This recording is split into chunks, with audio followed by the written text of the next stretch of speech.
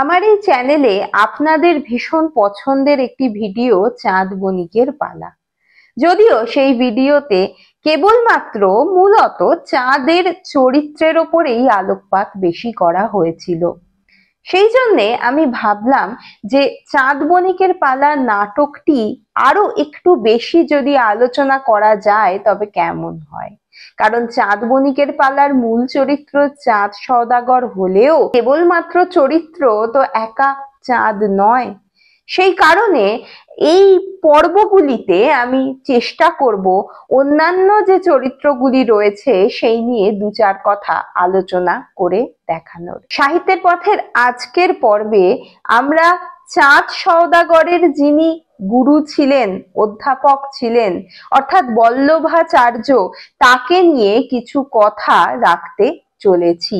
এই চরিত্রটিকে বেছে নেওয়ার কারণ কিন্তু একটাই, এই নাটকে বল্লভাচার্য খুব কম সময়ের জন্য উপস্থিত হয়েছিলেন ঠিকই, কিন্তু তার দেখানো পথেই চাঁদ প্রথম থেকে চলেছে এবং তিনি এই নাটকে খুব বেশি অংশ জুড়ে না থেকেও থেকে গিয়েছেন ধ্রুব সত্যের মতো।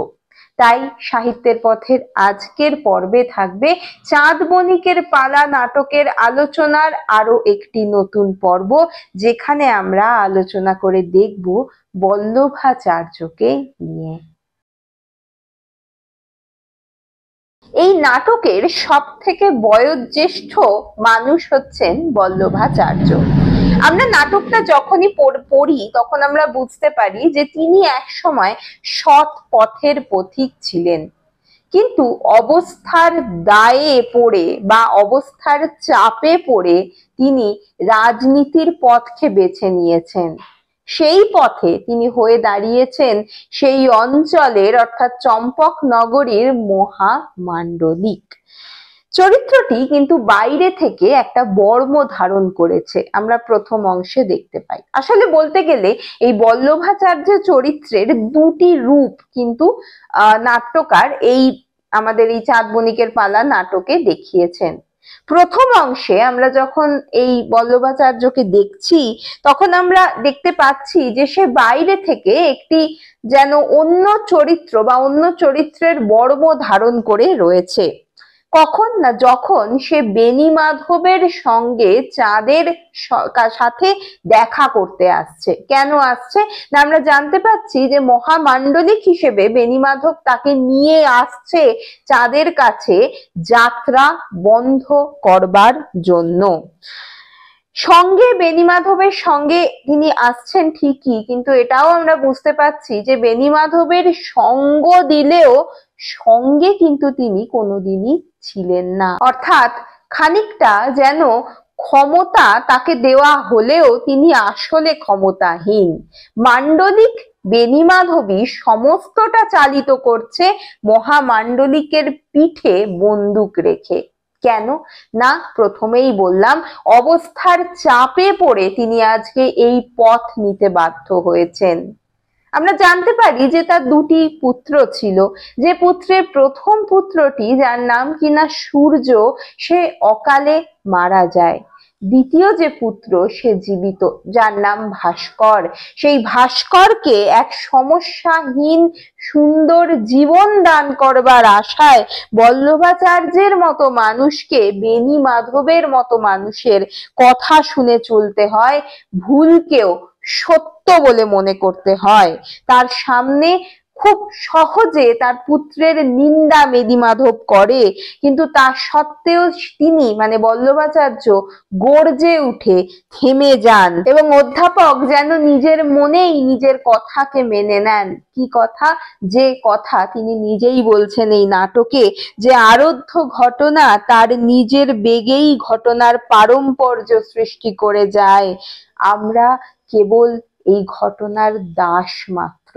যতক্ষণ তিনি বেনির সঙ্গে থাকেন ততক্ষণ আমরা তাকে মৃদুভাষী এবং সেই অর্থে খুব একটা যেন তার মানে তার চরিত্রের প্রস্ফুটন দেখতে পাই না।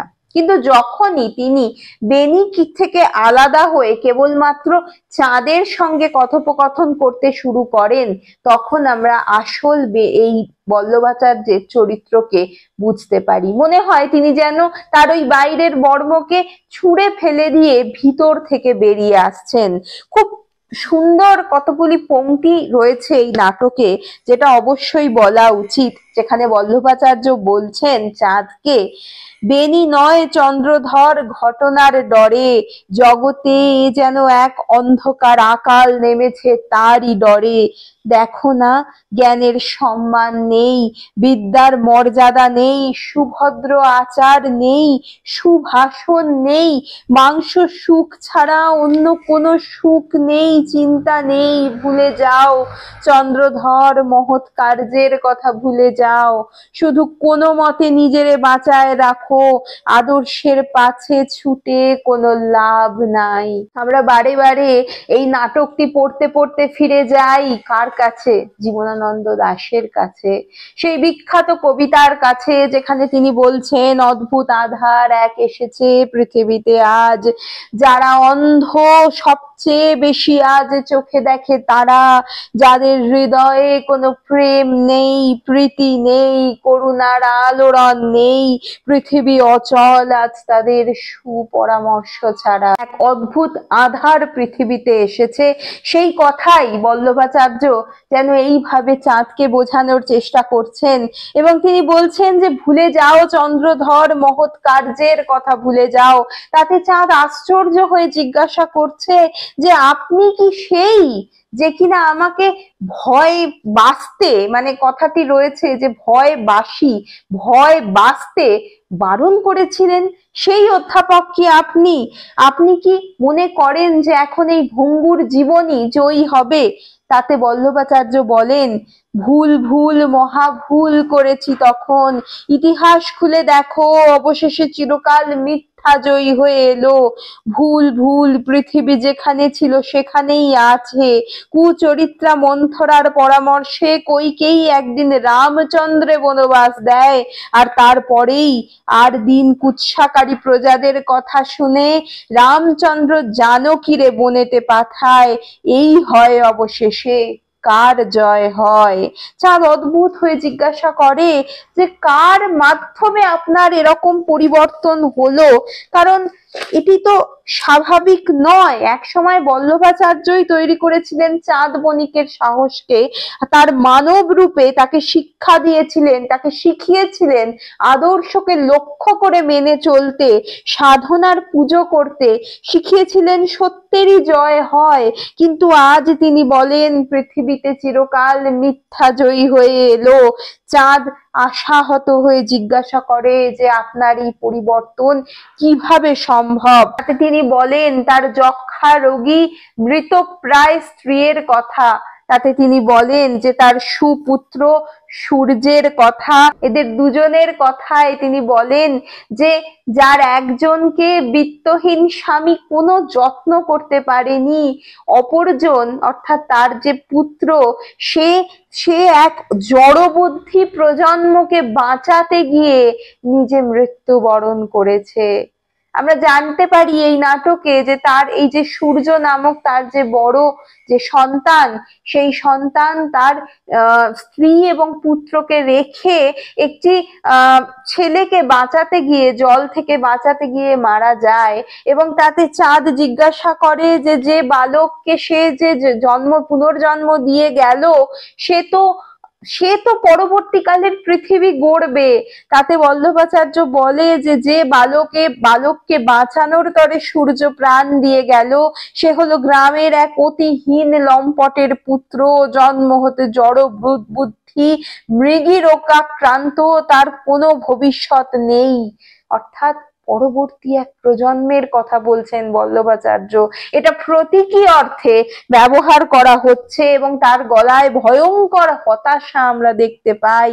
সহজ আশার কথার কয়ো নাকো চন্দ্রধর, এ জীবন অর্থহীন জীবনের এই কালি দহে শুধু যেন ঘূর্ণা চক্র ঘোরে, সেই চক্রে সূর্য বলো, চন্দ্র বলো, তারা বলো, সব যেন বুদবুদের মতো মুহূর্তে লুপ্ত হয়ে যায়। সত্য শুধু অন্ধকার, মনসার সর্পিল অন্ধকার। এই অভিযান তুমি ছেড়ে দাও চন্দ্রধর, আদর্শের পাছে ছুটে কোনো লাভ নেই। এই নাটকে ধ্রুব পদের মতো আমরা শব্দটা দেখতে পাই। কয়েকটি যেন এরকম বাক্য রয়েছে যেগুলো বারবার ঘুরে ফিরে আসে। একটা তো কে আমি কেন আমি, তার সঙ্গে সঙ্গে আদর্শের পাছে ছুটে কোনো লাভ নাই। এই কথাটা বল্লভাচার্যের মুখে আমরা বারবার শুনতে পাই এবং বুঝতে পারি যে বল্লভাচার্য একদিন চাঁদকে পাড়ি দেওয়ার জন্য, চাঁদকে এগিয়ে দেওয়ার রাস্তা ঠিক করে দিয়েছিলেন, তাকে আলোর পথযাত্রী হিসেবে পথে নামিয়েছিলেন, তিনি আজকে আস্তে আস্তে অন্ধকারের মধ্যে ডুবে যাচ্ছেন। আমি আগেই বললাম যে এই বল্লভাচার্যকে নাট্যকার আসলে দুভাবে যেন দেখিয়েছেন। প্রথম ভাবে একটা বাইরের বর্ম পরে রয়েছেন, যিনি কিনা প্রকাশিত হয়ে উঠছেন চাঁদের কাছে। এরপর আমরা তাকে পাচ্ছি দ্বিতীয় পরিচ্ছেদে, যখন চাঁদ সব হারিয়ে আবার চম্পকনগরীতে ফিরে এসেছে। ঠিক তখন লেখক বললেন, আগের চেয়ে আরো বৃদ্ধ দেখতে লাগলেও তার দাঁত সোনায় বাঁধানো, হাতে লাঠি, পোশাকে বিলাসিতা। এই বল্লভাচার্যকে দেখে আমাদের সঙ্গে সঙ্গে চাঁদও হতবাক হয়ে যায়। আমরা বুঝতে পারি আস্তে আস্তে তার ভেতরে অন্ধকার মাকড়সার জালের মতো বিস্তৃত হয়ে পড়ছে। চরিত্রগুলিকে নাট্যকার এমন ভাবে সাজিয়েছেন যে বল্লভাচার্যের চরিত্রের মধ্যেও কিন্তু আমরা আলো আঁধারের দ্বন্দ্ব দেখতে পাই। এই নাটকের অন্যতম একটি মানে ভীষণভাবে যে বিষয়গুলি আলোচনা সাপেক্ষ হয় তার মধ্যে একটি হলো আলো অন্ধকারের দ্বন্দ্ব। সেই আলো অন্ধকারের দ্বন্দ্ব কিন্তু আমরা বল্লভাচার্যের মধ্যেও দেখতে পাচ্ছি। তার মধ্যে যেটুকু আলো বেঁচে ছিল তা আস্তে আস্তে অন্ধকার গ্রাস করেছে। তার জীবনের অসম্ভব পরিবর্তন তাকে পরিবর্তিত করেছে। তিনি পথ থেকে তাড়িত হয়েছেন, বেনির দয়ায় তার সহকারী হয়ে টিকে গেছেন কেবলমাত্র। তার স্ত্রীর মৃত্যু ঘটেছে কারণ তার স্ত্রী এই ভিক্ষার অন্ন বেশি দিন সহ্য করতে পারেনি। এবং আরো ভয়ঙ্কর কথা, এক 14 বর্ষীয়া বালিকাকে তিনি বিয়ে করেছেন। বিশ্বায়নের যুগের আধুনিক ওষুধে তিনি তরুণ হওয়ার চেষ্টা করছেন। সর্বোপরি তিনি চাঁদকে পাড়ির লোভ দেখিয়ে বেনির সঙ্গ নিতে বলতে এসেছেন। চাঁদের সঙ্গে আমরাও অবাক হয়ে যাই, তারপর বুঝি যে তিনি এখনো সেই অবস্থারই শিকার।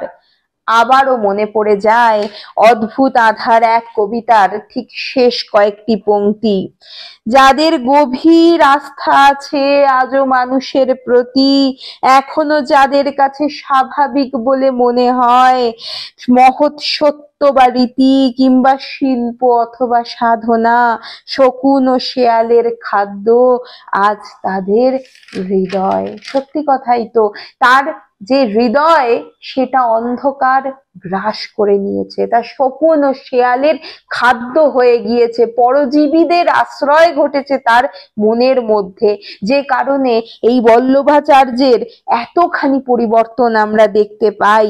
যে বল্লভাচার্য বলছেন, শান্তি যদি পেতে চাও চিন্তা তর্ক নয়। শান্তিতে থাকতে গেলে কোনো চিন্তা করা যাবে না, কোনো তর্ক করা যাবে না, চুপ করে থাকতে হবে, মেনে নিতে হবে। বল্লভাচার্যের এতখানি পরিবর্তন আমরা এই দ্বিতীয় পরিচ্ছেদে লক্ষ্য করতে পারি। আবার একটা কথা ভুলে গেলেও চলবে না যে বল্লভাচার্য হয়তো চাঁদকে, তার স্নেহধন্য চাঁদকে এখনো তার মধ্যে সেই আলোকে খুঁজে বেড়ান তিনি, যে কারণে তিনি পাড়ি দেওয়ার কথা বলতে এসেছেন। তিনি বোঝানোর চেষ্টা করছেন যে রূপেই, যেভাবেই, যে পথেই হোক না কেন, বেণীমাধবের সঙ্গেই হোক না কেন, পাড়ি তাকে দিতেই হবে। তাই হয়তো তিনি বেনির এমন ইচ্ছাকে প্রশ্রয় দিচ্ছেন, কারণ এইখানেই আবার কখনো কখনো বল্লভাচার্যের মনের মধ্যে আলোর একটু পরিস্ফুটন দেখি, যখন তিনি বলেন, আশা রেখো মনে আশা রেখো। এই প্রৌঢ় চরিত্রের দিকে তাকিয়ে সমাজের অবস্থার কুৎসিত রূপ দেখি আমরা বুঝি বল্লভাচার্য আসলে এমন এক পূর্বজের প্রতীক, যিনি দেখতে পেয়েছেন মানুষের অন্ধকারকে, যিনি গা বাঁচিয়ে চলতে গিয়েও ডুবে গিয়েছেন অন্ধকারে, হারিয়েছেন নিজের সম্মান, নিজের সত্তাকে, হাত জোর করেছেন খারাপের কাছে, খারাপের হয়ে ভালোর কাছে।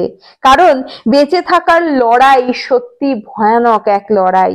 নাটকটির যে মূল বক্তব্য অর্থাৎ আলো এবং অন্ধকার, সেখানে অন্ধকারের হাতে মরে গিয়ে তিনি বলেন, আমি কোথায়, আমি কেন বেঁচে আছি, কেন বাঁচে মানুষ আদপে, কিছু নাই চাঁদ এই আধারে, মানুষের কোনো কিছু পরিচয় নাই, অন্ধ অজ্ঞ নুড়ির মতো। তারপরেই তিনি বলেন, আশা রেখো চন্দ্রধর, আশা রেখো, ক্রমশই পৃথিবী তো ভালো থেকে ভালোতর হয়ে সুচেতনা এক দূরতর দ্বীপ। সত্যি সুচেতনা থাকে। আমরা এই নাটকে এত অন্ধকারের শেষেও যখন দেখতে পাই, শেষে গিয়ে চাঁদ পুনরায় পাড়ি দিচ্ছে ভবিষ্যতের দিকে তাকিয়ে, তখন আমরা বুঝি যে সুচেতনাকে আনতে হয়তো সময় লাগবে, কিন্তু তা সত্ত্বেও সে রয়েছে, কোথাও গিয়ে রয়েছে। আবার জীবনানন্দের আরো একটি কবিতার সম্মুখে আমরা দাঁড়াই, যেখানে তিনি বলেন, আমার সমস্ত হৃদয় ঘৃণায় বেদনার আক্রোশে ভরে গিয়েছে, সূর্যের রৌদ্রে আক্রান্ত এইসব পৃথিবী যেন কোটি কোটি শূকরের আর্তনাদে উৎসব শুরু করেছে। এই কথাটা যেন বল্লভাচার্য বলতে চেয়েও বলতে পারলেন না। শেষ অবধি আমরা দেখতে পাবো যে চাঁদ দেখতে পাচ্ছে বল্লভাচার্য অন্ধকারের মধ্যে মিশে যাচ্ছে, মিলিয়ে যাচ্ছে, তাকে আর দেখতে পাওয়া যাচ্ছে না। প্রচন্ড অন্ধকার, চাঁদ দেখছে এবং তার সঙ্গে সঙ্গে আমরাও বুঝতে পারছি আমাদের শুভ শিক্ষার যে অন্ধকারের মধ্যে ডুবে যাওয়া, সেটাকেই কোথাও প্রতীকী করে শম্ভু মিত্র এই নাটকের মধ্যে দেখানোর চেষ্টা করছেন। বল্লভাচার্যের চলে যাওয়া সেই ভয়ঙ্কর অবস্থার কথাই বলে, যে কারণে ধ্রুব অবস্থার মতো চরিত্রটি অন্ধকারে ডুবে গিয়েও বেঁচে থাকে। কথা বলতে কি এই কারণেই বোধহয় এই চরিত্রটির ওপরে কোনো রকম রাগ হয় না। বুকে বহু আশা নিয়ে আলোর পথযাত্রীদের এই রকম মানুষই, এই রকম চরিত্রই জীবিত করে রাখে, যে কারণে চাঁদ অন্ধকারে অর্ধেক ছায়া গুটিয়ে কীর্তিনাশার দিকে বিলুপ্ত হয়ে যায় না, অন্ধকারের মধ্যে থেকে জেগে ওঠার জন্য লড়াই করে। কারণ নিজের শিক্ষাকে, নিজের শুভ বোধকে, নিজের প্রবীণ যে সত্তাকে যদি আমরা চোখের সামনে দেখি এইভাবে অন্ধকারে ডুবে যেতে, তখনই আমাদের মনের মধ্যে ওই ঝাঁকুনিটা লাগে। সেটা কিন্তু বল্লভাচার্য দিয়ে গিয়েছিল চাঁদের মধ্যে। তারপরেই কিন্তু চাঁদ আস্তে আস্তে নিজের অনেক সমস্যার সম্মুখীন হবে, কিন্তু তার যে পুরনো শিক্ষা সেটাকে জাগিয়ে রেখেই চাঁদ শেষে পুনর্বার পাড়ি দেবে। তাই খুব ছোট্ট একটি অংশের মধ্যে বল্লভাচার্যকে দেখালেও আমরা সমাজের এক বিশাল প্রতীককে যেমন বুঝতে পারি, সেই রকমই এই নাটকে তার গুরুত্বটাও অনুভব করতে পারি। আশা করি এই পর্বে আমি এই চরিত্রটি নিয়ে একটু গভীরে আলোচনা করতে পারলাম। যদি ভালো লাগে একটু সাবস্ক্রাইব করে দেবেন, কারণ চাঁদ বণিকের পালার আরো বেশ কিছু পর্ব আসতে চলেছে। তা সত্ত্বেও অন্যান্য আরো বিষয়ে আলোচনা আমার চ্যানেলে কিন্তু আসতেই থাকবে, সেই কারণে সঙ্গে থাকার অনুরোধ রইল। আজ এই পর্যন্তই, ধন্যবাদ।